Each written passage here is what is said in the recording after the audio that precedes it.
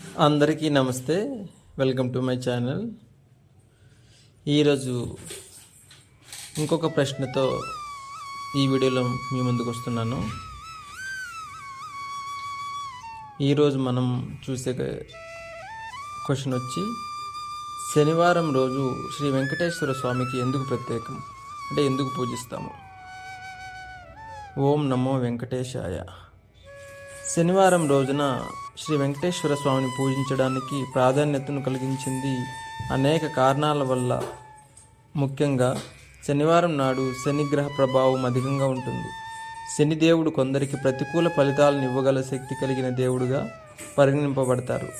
ఈ సమయంలో శనిగ్రహం నుండి ఉపశమనం పొందడానికి శనిదేవుడికి సంబంధించిన దేవతల పూజ చేయడం విశేష ఫలితాలను అందిస్తుంది.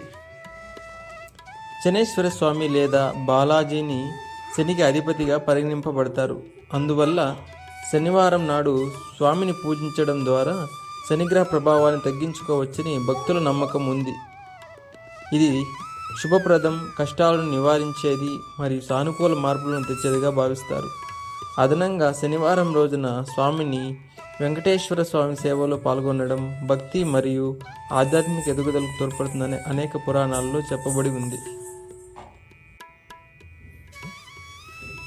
తిరుమలలో వెంకటేశ్వర స్వామిని శనివారం రోజున ప్రత్యేకంగా దర్శించడం ద్వారా శని ప్రభావం వల్ల కలిగే అనార్థాలను నివారించవచ్చని, కష్టాలు ప్రతికూలతలు తగ్గుతాయని పురాణాలు చెబుతున్నాయి.